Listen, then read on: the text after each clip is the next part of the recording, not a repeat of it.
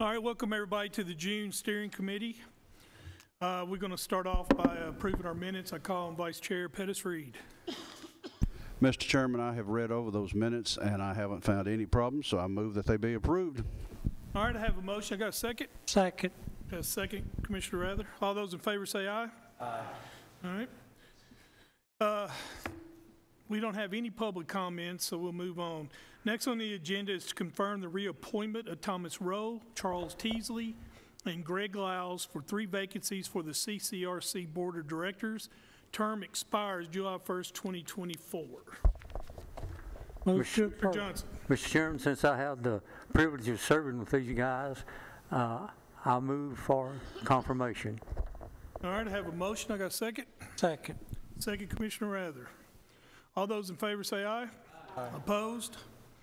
All right, let's move on. One of the things that I like to do as far as chairman is I like to explain to people and like to show people what our committees do. I want people to get understand them and understand what they do. So I've asked the PBA and their chairman, Greg Wisnowski, to come up and tell us a little bit about the PBA and what he looks and sees in the future for it. Come on up, Gary.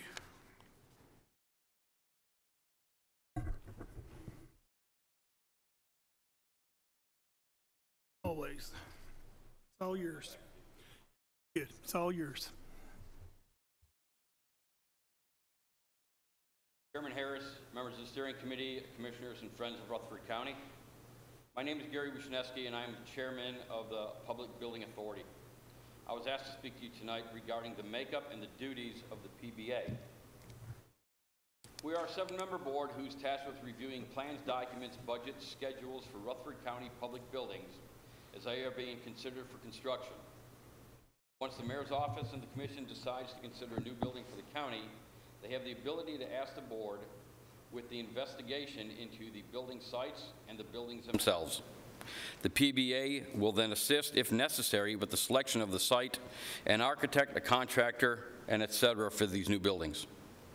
The board will work hand in hand with all involved parties, both governmental and contracted, to help ensure that due diligence is achieved to bring such buildings from concept to completion. The board consists of 7 members, all volunteer board. The members are Stan Vaught, Don Lester, Paul Cribbs, Tucker Markham, Elaine Williams, Grady Payne, and Gary Wisnowski. These members come from diverse backgrounds with heavy concentration in construction. 5 out of the 7 members are currently engaged in real estate and general contracting today.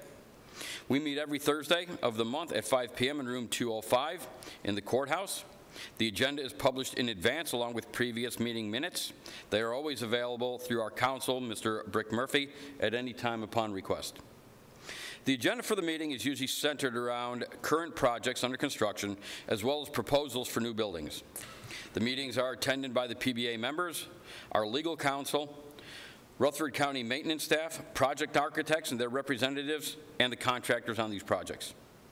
We will review all projects regarding budgets, bids, schedules, change orders, and concerns that might arise from the general public, from the commissioners, and anyone else who may have an interest. The PBA welcomes all committee members, commissioners, concerned citizens to these meetings to voice their questions and concerns regarding the projects and the PBA in general. Thank you for your time for supporting the PBA. We are happy that we can assist the administration in bringing great new buildings to this county while ensuring oversight of plans, budgets, and administration of these projects. This county and its citizens are very dear to the PBA, and we promise to do our very best to deliver buildings that the citizens of Rutherford County can be proud of for years to come.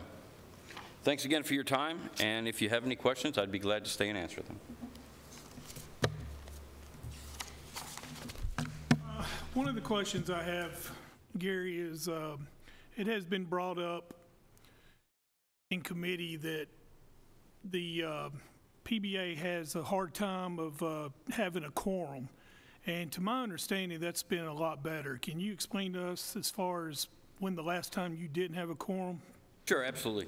So we went through the documents with our counsel, who did a great job since his assistant's out, so I'm Very thankful for this break.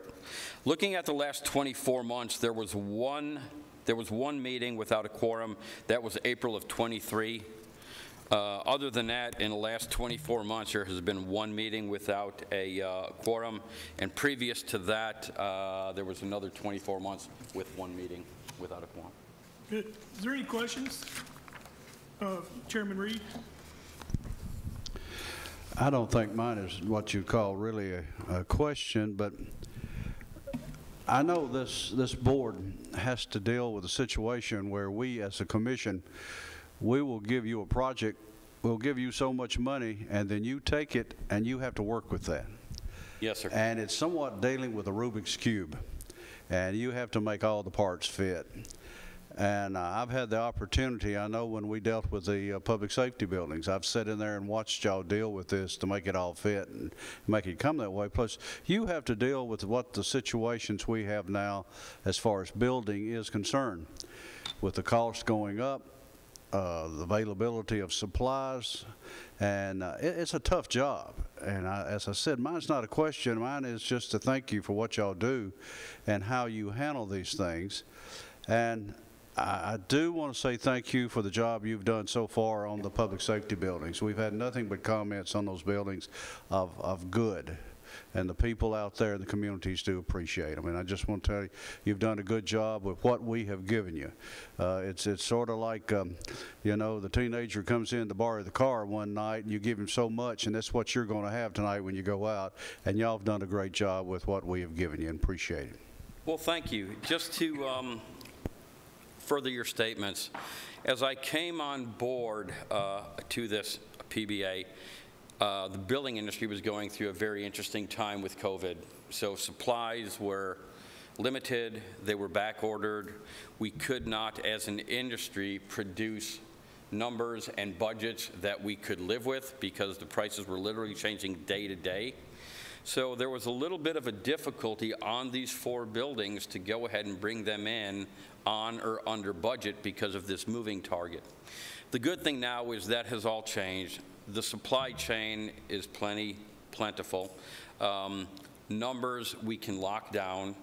We're also, on any new buildings that we get, we're looking and entertaining both contractor at risk, but we're also looking at a hard bid. The hard bid may be a little stiffer on the front end, but we can guarantee that number to the public. The one thing that the PBA really prides itself on is we realize we are responsible for the citizen's checkbook. So at times when we have meetings and somebody will come from a concerned entity such as the fire commissioner or the police commissioner and say, hey, we'd like to change this, the PBA takes this seriously in that we realize it's the public's money that we're making a change order on. So what we're trying to do from this point on is to be a lot more diligent, to meet with all parties involved to say, you get one bite at the apple, and we'll entertain maybe another one as long as we've got some surplus. But we want to make sure if we tell the citizens, we'll deliver this building to you at this price, that's what we're committing to.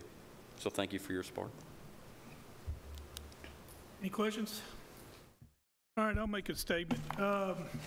When I became your chairman 6, 7 years ago, can't remember, I said that I wanted to get solid people in our committees. I wanted our boards to mean something more than just someone who wants to apply for it. I wanted people that would actually benefit these committees. I recruited Gary, and I've known Gary for a long time, and he's one of the top guys I've ever dealt with. And yes, I am in this business, and I do exactly what the PBA does for a living. So I have a lot of confidence in the PBA and Brick Murphy, and I know that there's going to be a lot of stuff coming up, and we need to have assurance and confidence in the PBA. So, Gary, I appreciate everything you do, and I look forward to continue doing business with you. My pleasure. You can count on us. Thank you. All right, let's move on. Next is our lobbyist report. Will Denami.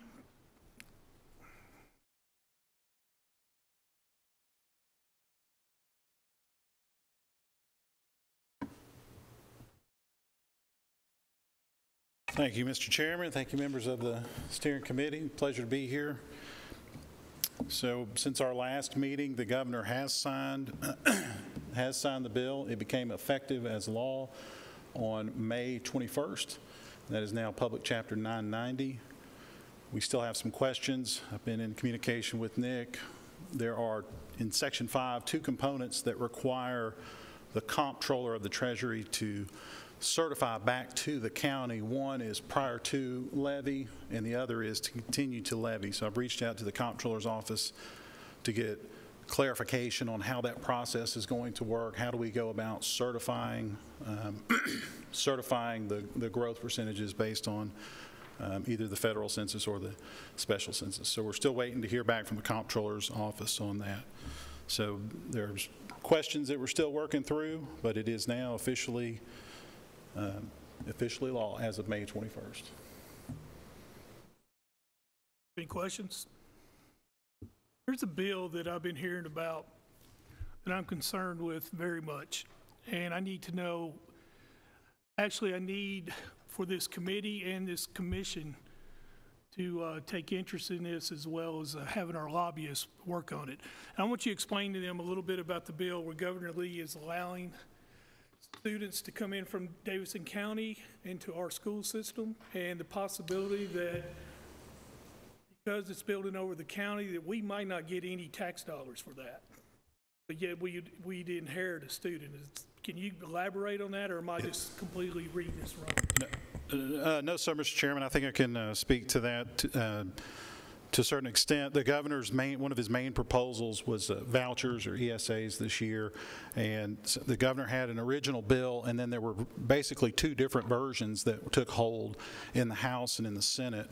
And in the Senate version, there was a provision referenced as school choice, which would allow for students to be able to go into public schools in other counties. In other words, exactly what you're saying, you could live in Davidson County and those students could elect to go to school in Rutherford County. Of course, this would, this is going to have, and there's different ideas on what that would cost, and there's some proposals, or excuse me, there's some analysis out there that speak to what that would look like. But that is I think that is a major component. The governor is very serious about bringing the bill back next year, and there's a lot of strong support in the General Assembly to bring that bill back. The House version was very different, so what it will look like, I don't know right now, but that was certainly part of the Senate version. Everything that we've been talking about, and the bill I was talking about previously, is about schools, and it's about the cost as population rises, as new homes are built, then the kids go into school, and so that makes the taxpayers have to build new schools. It's very hard to figure out what the costs are going to be if those developments end up in neighboring counties, or if you're just now taking on students from other counties. So it's I think significantly more complicated to figure out what the costs are going to be. But that is a very serious proposal, Mr. Chairman.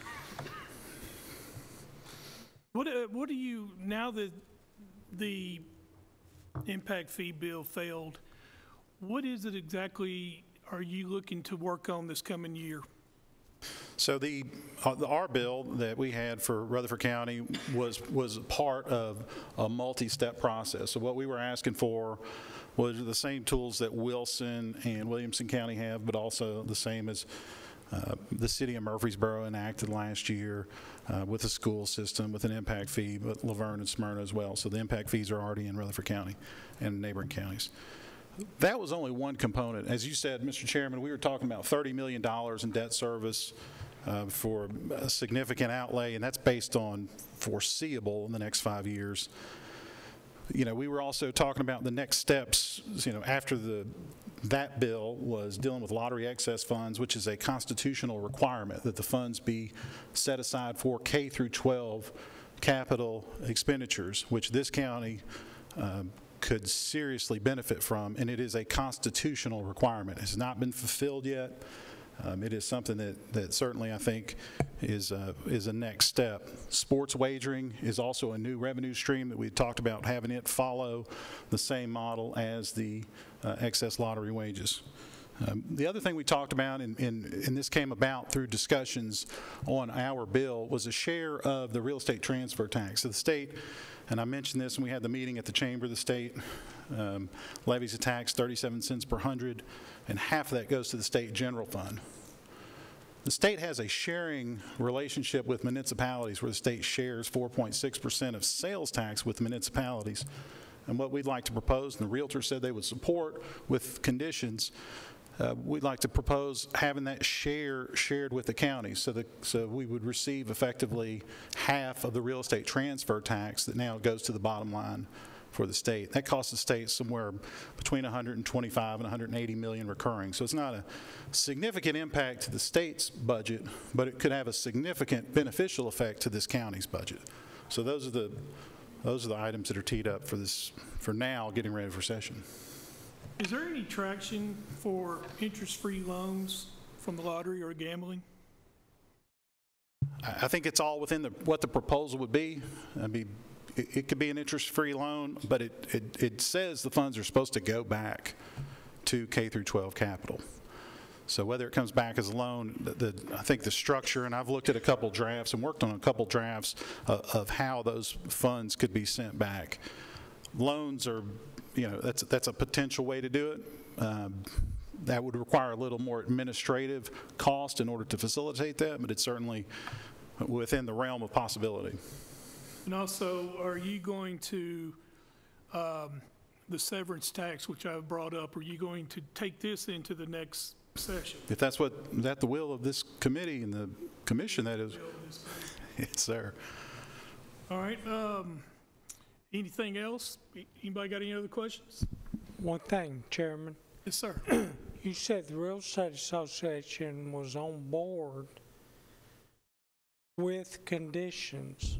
Do you know the conditions? Well, I don't know at this point? I do. I know what the conditions were from our previous discussion, and the conditions were they wanted to put a constitutional amendment on so that that rate could not be increased.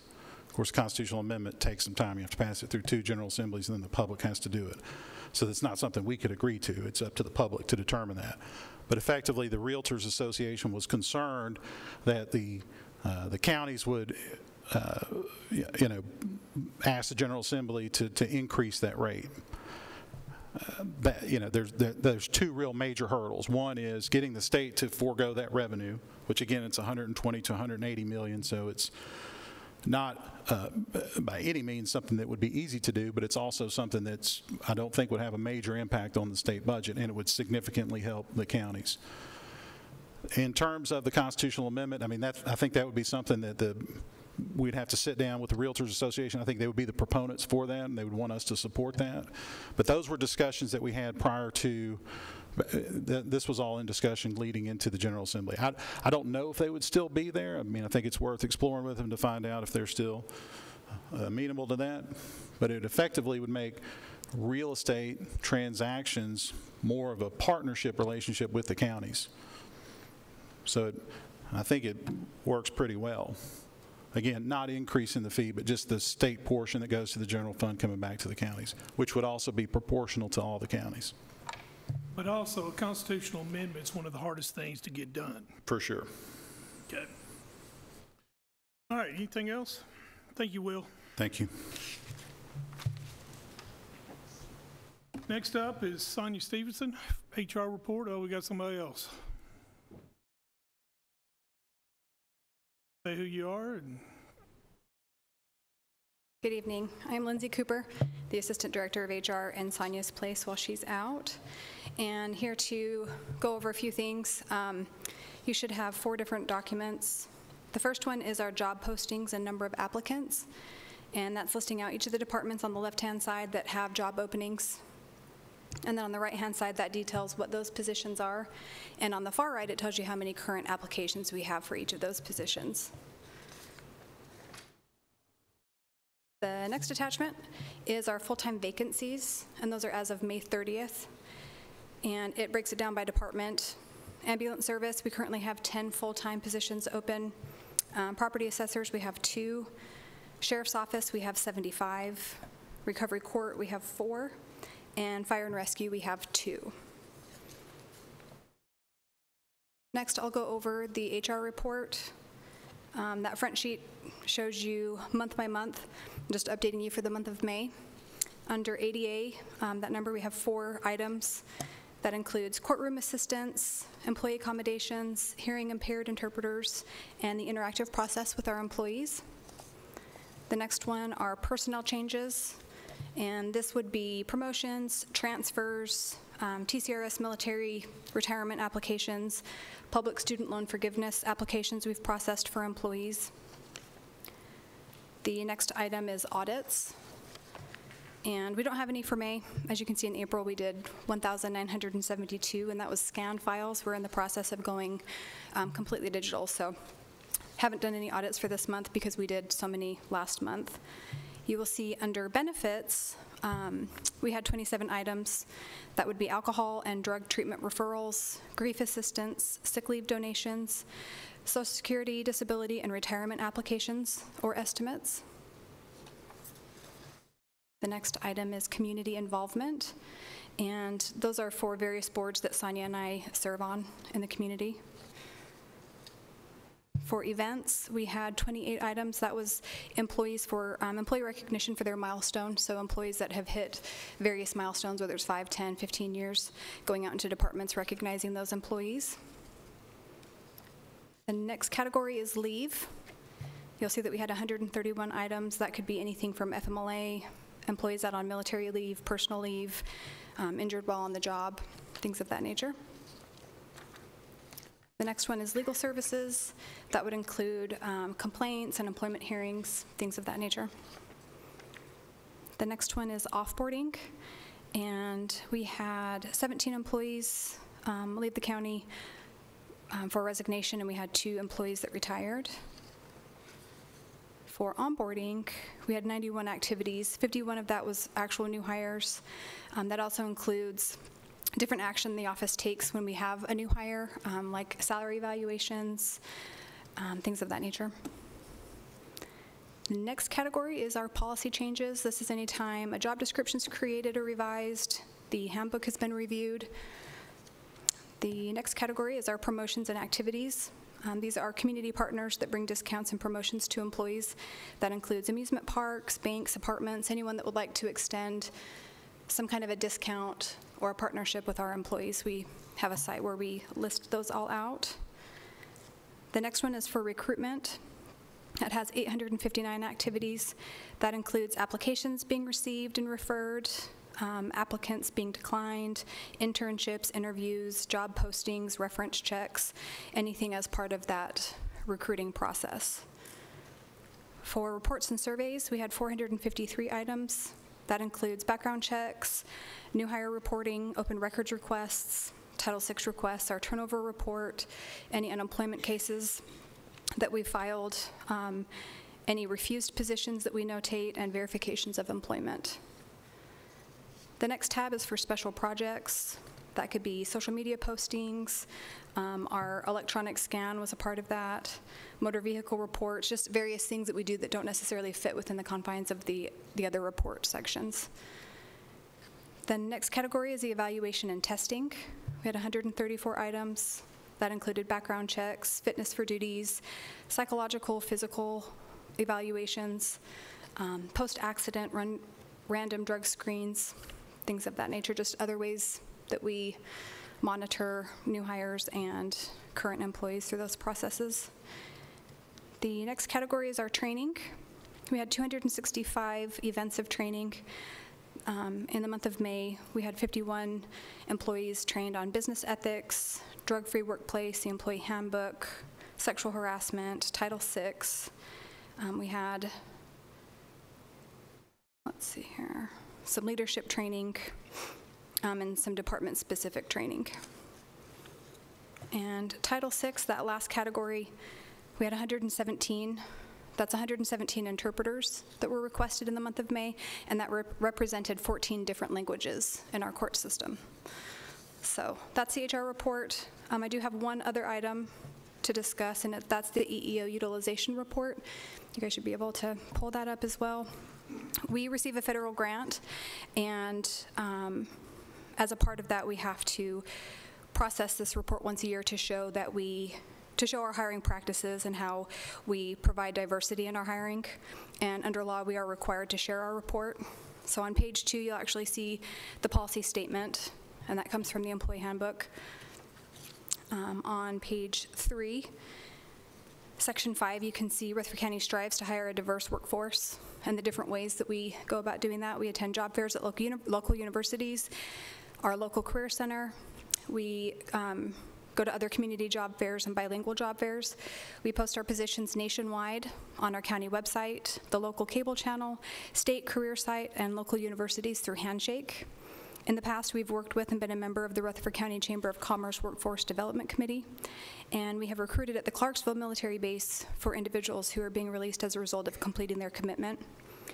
Section 6 on page 3 shows our 3 action items on how we'll continue to be diverse in our hiring. And then you can see 7 and 8 is the dissemination strategy, internal and external, and those requirements. And if you look at page 4 and 5, that breaks down that data.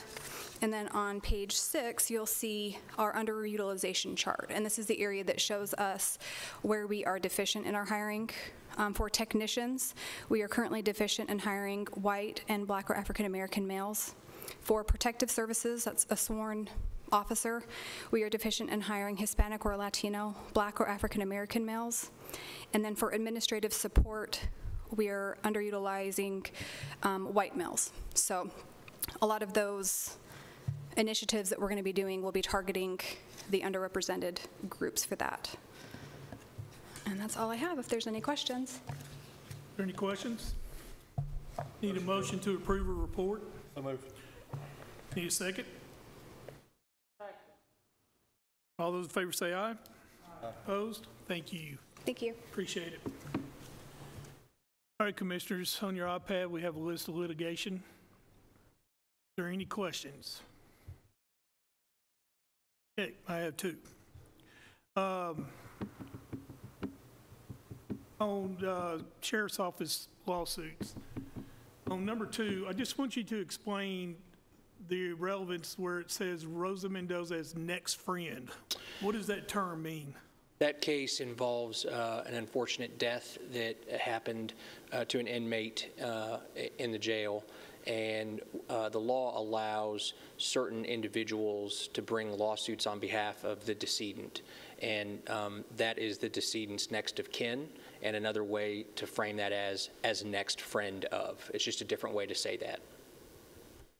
What I need to know. And then I guess the last one is number 5, Molly Manio, I think. Am I saying that correct? Yes, sir. That is an employment case. Did you? I just want to know which department this is with. Is this the Sheriff's Office, It is, right? yeah. It's within the Sheriff's Department. Yes, yes, sir. It's ongoing? It is ongoing. It's currently in discovery. Yes, sir. Okay, so it's early. Let's see. It was, in legal terms, yes, it is early. It says August 2023 is when it was filed, but we're not even a year into it. So, yeah, it's still fairly early in the case. Okay. Is there any questions? All right, let's move on. Next on there is, I was going to be asking for a resolution for Senate Bill 2261. As you heard from our lobbyists, we don't have comptroller certification yet, so I believe this would be premature for us to address that right now. So we're going to put that off until August. So the next time that we will bring this up is August, because we're not meeting in July. So we'll go with it from there. Any questions on that? All right, let's move on. Next is Rob Mitchell wants to talk about having the county do a 2-year appraisal, reappraisal instead of 4 years. So he wanted to address all you, and you have gotten a handout from him. And then go ahead, Rob. Thank you, Chairman. Thank you, Commissioners. I have sent by email to most of you a presentation entitled Appraisal Derived Loss. I've changed that and made it simpler thanks to input from the Rutherford Neighborhood Alliance, who graciously allowed me to present to them a dry run last night, and I found the deficiencies in my presentation. So I've corrected that and made it much simpler. I want to recognize, too, Mr. Joe Griffin from CTAS, and again, Mr. Will Denami, who is the director of the Assessors Association. And by and large, a lot of the information that I intend to discuss tonight, I may be relying on both of you for some background in case I get in the weeds. Appraisal ratio derived loss, TCA 67-5-1605, requires that all business, personal property, and other annually assessed property be given a discount. By that I mean an appraisal ratio is calculated by the state, and we're required to apply that, which reduces the assessed value of their properties available for taxation. In Rutherford County, the state has calculated our appraisal ratio for the next 2 years to be roughly 16%. This means that a business that has $1 million in assessed value of equipment will pay taxes on only $840,000 of that value. This discount will be applied for the next 2 years to the value of the company's tangible personal business property. Every state-assessed property in Rutherford County, or OSAP, that's for the Office of State Assessed Properties, also has a discount applied to them. As Will Denami likes to, it's the trains, planes, and automobiles, or trains, planes, and telecommunicators. So every railroad, telecommunication company, utilities, trucking companies, and airlines will receive this discount. The way to prevent an appraisal ratio from being calculated is to revalue every 2 years as opposed to every 4 years. That prevents the ratio from being calculated by the state to start with. I think that shortening the revaluation cycle from 4 years to 2 years would be a good idea. It would allow for better long-term planning and budgeting for both the county and our citizens. It would also allow for property owners and the county to plan more effectively for changes based on the needs and requirements of our community. Over the last 3 revaluation cycles, we've lost over $15 million in potential revenue due to the appraisal ratio application. Transitioning to a 2-year revaluation cycle could help us prevent this loss in future revenue. The appraisal ratio causes leaks in our tax revenue, and we need to work together to fix them. We have a solution, but it will require consensus between municipalities and county government. If we can work together, we can make a positive change that everyone in Rutherford County will notice. I'll take any questions that you may have, and will graciously call for help from my friends in the audience out there if I get too deep over my head. Yeah, I got some questions. When's the last time we had a decrease in appraisals?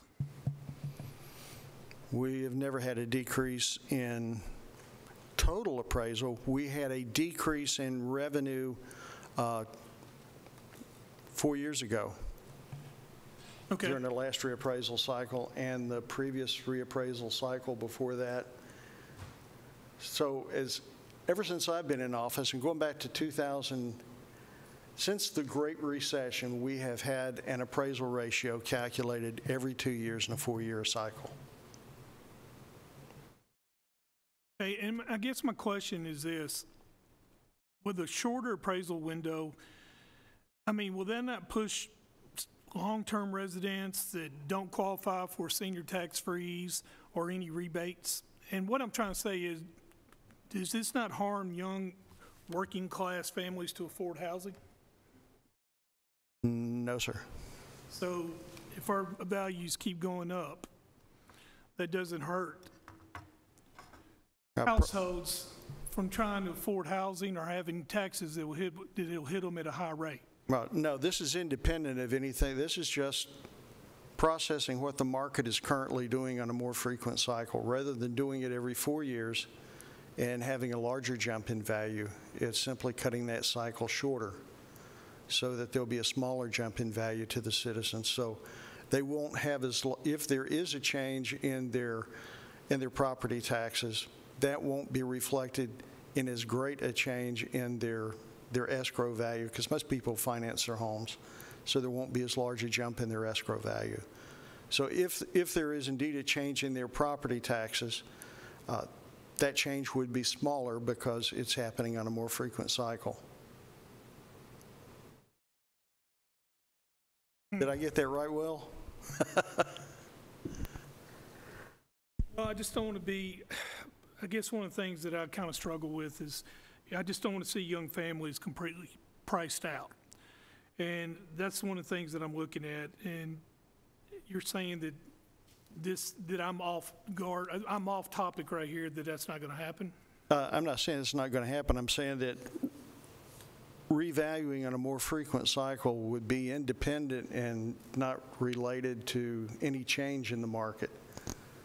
It's simply taking a smaller chunk instead of taking a larger bite in the appraisal cycle, so to speak. I know it's a terrible analogy, but I'm hungry right now.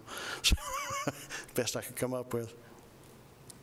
But seriously, I understand your concern that revaluing more frequently is not going to make the change in taxes go up any greater or any less than it would otherwise. It would be, instead of taking it'd be like taking somebody paying you 2 5s over 1 5 every 2 years, as opposed to giving you $10 every 4 years. The amount of money is still the same. You're just getting it on a more frequent and a smaller amount. Well, I guess probably off here, but what I'm concerned with is buying companies and companies that are not in Rutherford County coming in here, buying properties and increasing the value of the market. That's kind of what I'm worried about. So am I making sense? I'm afraid that a 2-year appraisal instead of a 4-year appraisal will increase the amount of money and affordability on homes substantially, because a lot of these companies are coming here and driving our prices up. And that's what I'm concerned with. I don't believe it'll have any impact on whether or not somebody comes in or not. I understand the concern, but that's a separate issue altogether. Okay. Jonathan? Thank you, Mr. Chair. Right now, we're doing it on a 4-year cycle. Yes, Your sir. office seems to be running very efficient. Do you feel like you're going to need a budget increase to do this on a 2-year cycle? I presented at budget a month ago, I guess it was, the amount of money that we would need to convert to a 2-year cycle in '26. And how much was that? That was about $3,609,000. I don't have it off the top of my head. It wasn't substantially different than what we currently have, but there wasn't money put in there for additional new hires to bring people in. I guess I want to make sure I'm understanding. Under a 4-year reevaluation and then under a 2-year reevaluation, how much more will you need to go to a 2-year evaluation? Maybe $100,000 more. Okay. I can see where you're coming from, but my concern is we have to take a tax neutral status, or we can lower it or we can raise it. We will have to constantly adjust. So even though we're raising property tax, it just seems like adding another level of government bureaucracy with this by reevaluating every 2 years rather than 4, because then it triggers another step of a tax neutral status, versus if we were on the 4-year cycle, it's set. Now there'll be a revenue neutral rate calculated every 2 years. Correct, but that would have to be adopted, is what I was. Well, yeah, the county commission can adopt any rate that they want. The requirement is that the state calculates the rate and presents it to the county commission based on the amount of additional revenue, so it remains revenue neutral. So that would be the new revenue neutral tax rate that currently we do once every 4 years.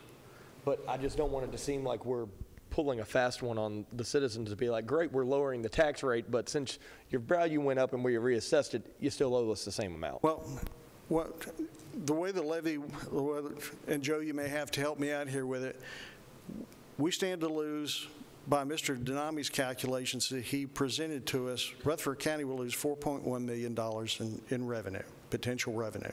Now, if you set a levy and one business entity or group of entities takes $4.1 million out of your levy, then the county is left with coming up for that money from somewhere. It either has to come from the citizens through a tax rate increase or through transfer of funds internally from the general fund to cover the deficiencies. So I'm simply trying to point out we have $4.1 million that we will lose this year and $4.1 million that we will lose next year. You won't see it. You will never see that money because the reduction is on the assessed value. So the assessed value coming to Michael to present to you is going to be less than it would have been. So you'll be basing your financials and your financial decisions on an assessment value that is administratively lower than it would have been had the appraisal ratio not been calculated to start with. And it is cumulative over time. When we calculate the revenue neutral rate, it is based on the previous year's tax levy. That levy has to remain the same. If it has been administratively reduced by the appraisal ratio, the next year's revenue neutral certified tax rate will have the 16% discount on business property built into the levy. And that has a cumulative effect over time that negatively impacts the financial well-being of a county. So when you feel stress at budget time every year and it's supposed to be revenue neutral, but you're still struggling to say, we should have more money than this. It's supposed to be revenue neutral. Why are we so stressed at coming together and finding out how to make this budget work? I believe that it's due in part to the appraisal ratio being applied and for you not having the full value of the assessments to start over again at zero to build upon. So my goal here tonight is not to convince you necessarily to go to a 2-year. If you want to stay on a 4-year cycle, that's fine. We'll continue on as we have done. But I just want to point out that as Will has pointed out and Joe has pointed out to assessors, there is a real loss that is occurring. And we don't even see it happening. I didn't know that it was really happening this bad until Will pointed it out in a presentation he gave to assessors. It never occurred to me that this was building over time. And we were building a foundation that was lower than it should have been, continuously. And that's put tremendous pressure on a fast-growing county. And I'm just saying, if you want to do it, the quickest we could really do this would be in 26 at the end of this cycle, of our 4-year cycle. That gives us time to work to it, because you can do something badly, but that's not the best course doing it too quick. So if this is something that the county would like to approach, would like to investigate, I'm willing to work with you and work with the cities to make sure that we don't have this diminished tax base. And that's pretty much it. It won't have anything, it'll have absolutely no impact on the cost of property, but it could mean that if you have enough revenue coming in, that there would not be such an onus. You wouldn't be forced to make the decision of robbing from Peter to pay Paul or raising the tax rate on the citizens. You may actually be in a position that you'll have sufficient funds coming in that you can actually, at a certified tax rate, go lower than the certified tax rate because you have full use of the revenue that you have coming in. And we're a conservative county. We're very conservative. If you just look around and compare what we spend compared to other counties, we don't spend nearly as much as they do, nor do we get as much bang for our buck. We have some tremendous employees that work very hard. But I just wanted to point out to everyone that there is a leak, and it's the appraisal ratio. Thank you. That does answer my questions, and I really want to dive more into detail on this before we make a decision, and I know we're not making one right now, but just in principle, even though that money is there coming from the property tax basis, yes, we need funds, but I don't think it's fair that that's where we continue to go. Even though we have that capability, I think we all can agree we're not seeing revenue in other areas that we need to be seeing revenue. So just because we have that shortfall, this is essentially going back to the property taxpayer saying we're going to take more, we're just going to change the method up. Until we address the other avenues of revenue, I'm not so sure I want to pursue this one just yet. But I'm open to it, and I want to dive deeper into that. And that's fine. It's really not asking the tax. You're asking the taxpayers to pay more if it's not adopted, because that's the only place it can come from. If you have one group of people that suddenly pays, if your levy remains the same, it's level, and then one person pays less, but your levy doesn't change, who makes up the difference? The people that are still paying. So by not adopting this, what we're actually doing is we're asking the residential property owners of Rutherford County to subsidize business to the tune of this year $4.1 million and next year $4.1 million. And that's going to come from me and you and my parents, my family. We'll all be paying for it. And we have been. We just didn't know it. And it certainly was something I want to explore before we make a final decision, but thank you for the information. Yes, sir. Chairman Phillips. Chairman, thank you. Mr. Mitchell, how long has the 2-year cycle been available in the state of Tennessee? According to Mr. Denami, it has always been available, just no one has availed themselves of it yet. Nobody. Why not? Shelby County attempted to do it 2 years ago, and the county commission approved it. I think Mr. Griffin was there. Joe, would it be okay if I asked Mr. Griffin? He was actually there when they adopted it and attempted, and he could probably explain better because I wasn't there.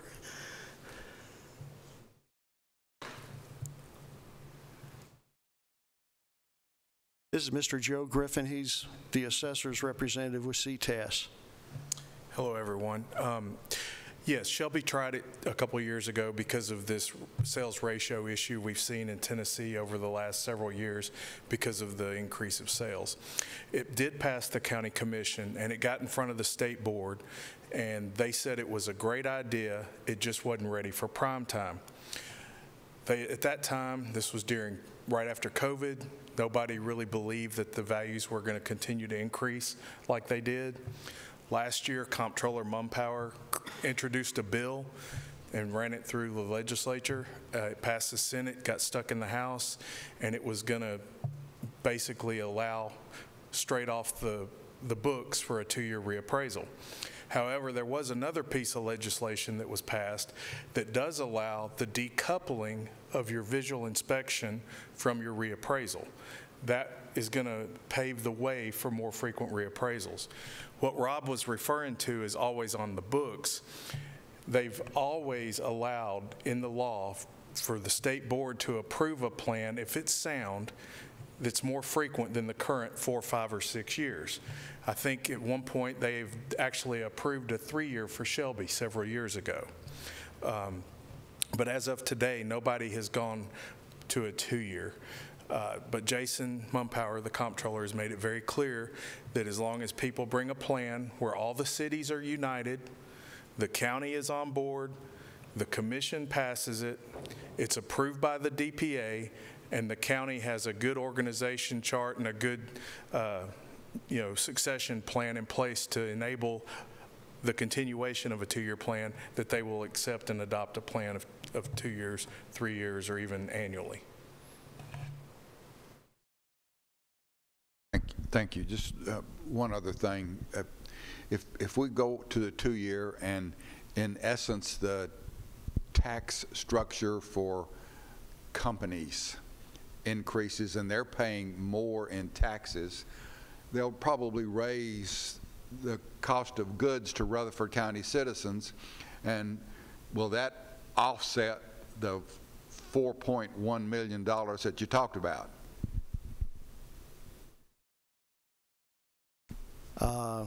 I don't know if Nissan would raise the price of a Sentra or not. I really don't. Right now, for 2 years, they pay the full amount. Then the second 2 years, they pay a discounted amount. So I would say, no, they probably won't. So let me just kind of follow up on that just a little bit. So we're reappraising all property, including residential, without any need to do residential because it'll have no effect on them. So really what we're trying to do is to reappraise companies, industries, those type of folks. So what we're really trying to do is to get at the businesses in Rutherford County. Is that what you're saying? I'm saying that there are corporations that are receiving a discount, and there's industries receiving a discount.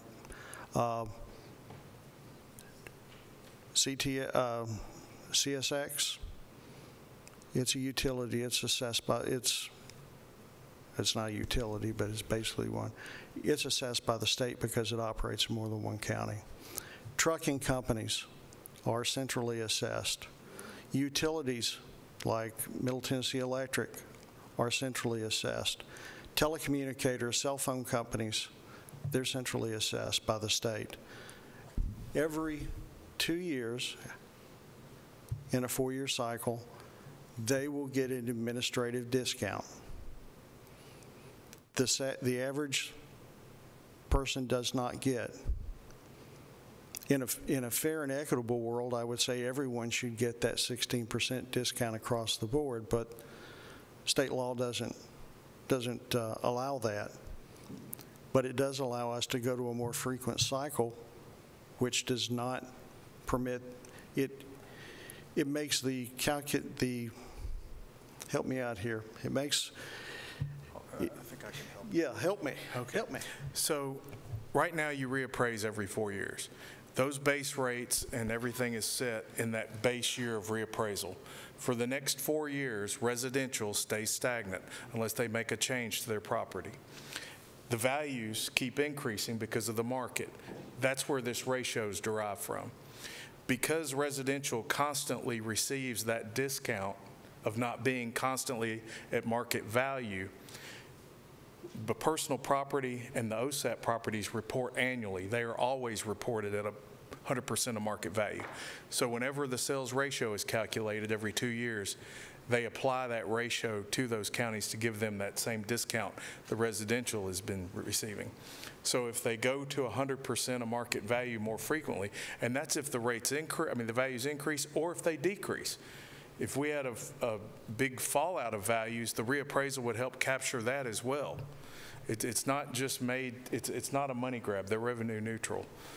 But the main reason for the sales ratio is to make it equitable for all the companies and businesses that have to report annually. So you're saying CTES is behind, CTES supports this? Yes, CTAS, we support exactly what the comptroller says, as long as all the municipalities are on board, the office is sound, the county commission is all on board, then yes, we will be there to help. In fact, I actually wrote the plan for Shelby County because we had everything in place except for the cities, and we were told at that state board meeting that we needed to have the municipalities on board too, and that was when the comptroller got involved. Well, wouldn't that be a problem for us too, Rob? I mean, do you know something that we don't know as far as municipalities? Are they behind this as well?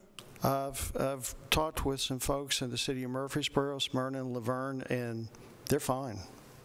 Okay. Well, if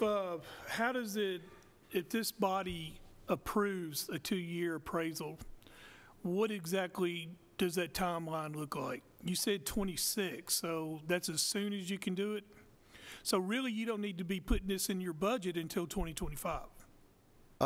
We need to have the additional personnel because we cannot train people. It takes 18 months, and then it takes a period of time to prepare the current reappraisal to finish it up in 26. It would be a very, very difficult lift if we don't get started now with the onboarding of our personnel and getting the systems in place to try to train people and hire people while we're trying to do a reappraisal in 2 years instead of 4. So, I mean, am I wrong, Joe? I can't answer that one. Yeah. Well, so if this body approves this, then you're wanting to have, you said 2, you needed 2? I would just need the funding that was presented in the budget, the way it was. I don't have that number handy, but the budget that I presented had the additional personnel and the funding to prepare for a 2-year reappraisal. Have you brought this before the budget committee? I brought it before the budget committee when I presented my budget, and Commissioner P suggested that we bring it back before steering, and he said he would support a 2-year cycle. Okay. And what exactly are you looking from this steering? Just a resolution that would go to the full commission to say that it's the commission's will to either move forward with a shorter cycle or not to move shorter with a cycle, and an agreement to provide the necessary funds for us to accomplish that. Okay. Mr. Chairman, if I could follow up on some of the questions that I was asking, if you don't mind. Sir. Thank you. What kind of effect and what kind of a message are we sending out to a very healthy business community where we're going to be, in essence, raising their taxes? You already mentioned the $4.1 million that we've lost the last couple of years. And how is that going to affect that business as it relates to making long-term decisions to stay in Rutherford County or to locate in Rutherford County? I'm not at all convinced that this is the proper way to go without this situation being thoroughly vetted with input from our Chamber of Commerce and other stakeholders. If anybody was paying attention the last year or two, lobbying groups have come forward and have absolutely ruled the roost as it relates to Rutherford County plans. And I'd hate for us to jump into something without having it thoroughly vetted and making sure we know what we're doing. Cities, input from the cities, input from our Chamber of Commerce, which is a very active Chamber of Commerce, and those type of things. Just to say that it has no effect on the citizens of the county, and it only affects the businesses of Rutherford County. All that sounds pretty good, but I've got a concern that we put together a resolution without really knowing what the stakeholders, and you've heard that term before many, many times the last couple of years, what the stakeholders would have to say about this particular kind of cycle. Something probably similar happened in Shelby County, if I'm not mistaken. The government went, and then when it got close to the end, the stakeholders objected, and it kind of fell through. This should be a process, in my mind, that should move deliberately, slowly, and that we know what we're doing before we go forward with this. So I'm on the surface, it sounds pretty good, but so do some of the other things that we've tried the last couple of years and have been slapped in the face for trying to do those kind of things. I'm not opposed, but I'm not convinced. Okay. Any other questions? All right, Rob was wanting a recommendation from the steering committee to go from a 4-year to a 2-year evaluation. So is there a motion?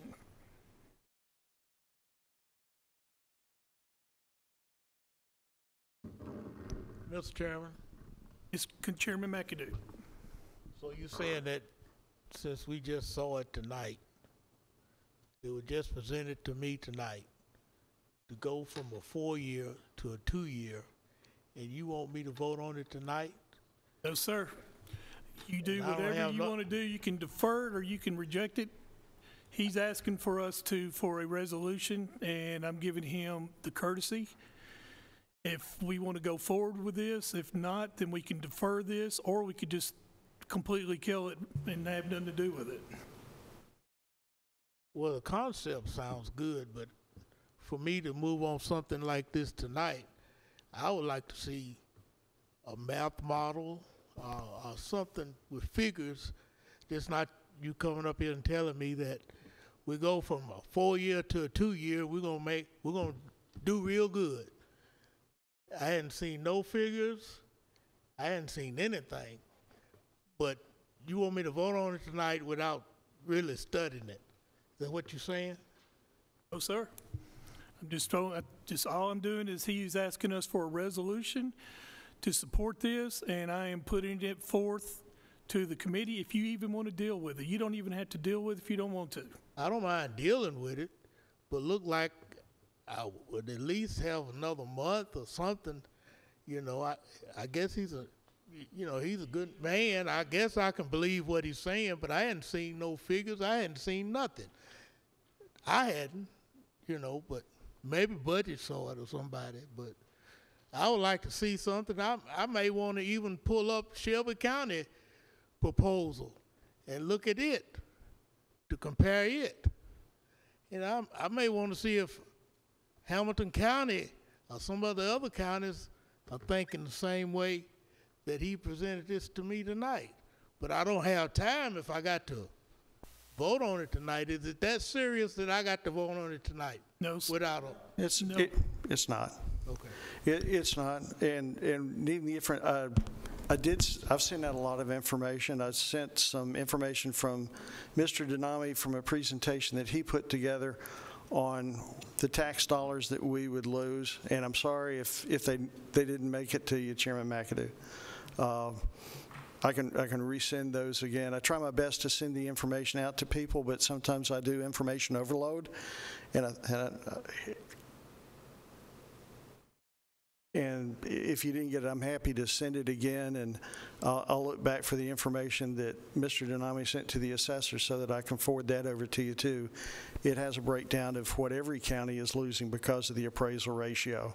It's not just Rutherford County that's losing these funds. It's every county in Tennessee that's losing these funds.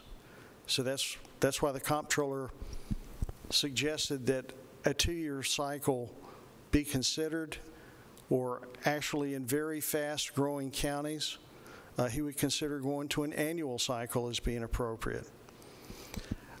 For us, the appraisal ratio is $4.1 million, according to Mr. Denami's calculations. And that's based on our assessments and what the 16% appraisal ratio would be. But I'm happy to provide you with anything at any time, and if the county wants to move forward with it, I'm fine to put together a plan to do that.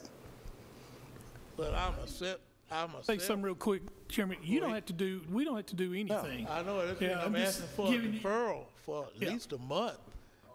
Well, it'll be 2 months. It'll be 2 months. 2 months, so I can look at some of these models with these other counties or whatever.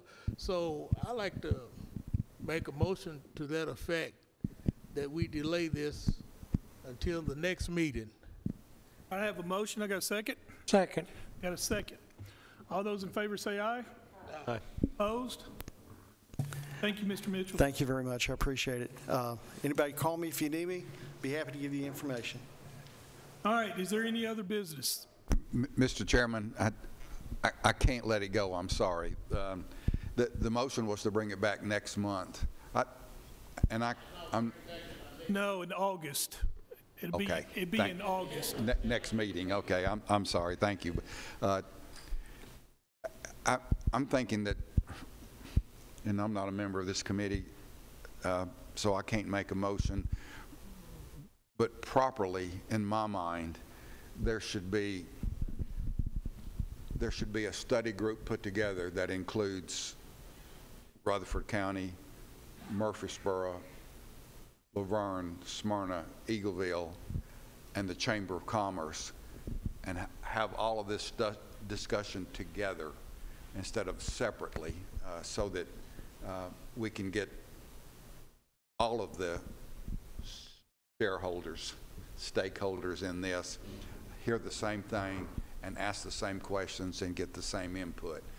I would strongly suggest that we think about that over the next couple of months and see if that's a proper thing to put that together. Nick, is that something that you think would be beneficial?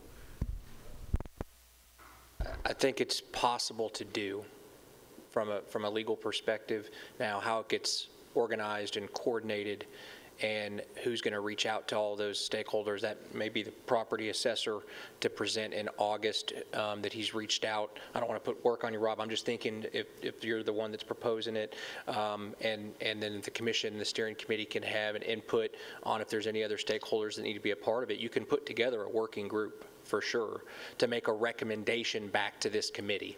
But you don't have to establish that tonight. You can do that in August, or at least talk about it.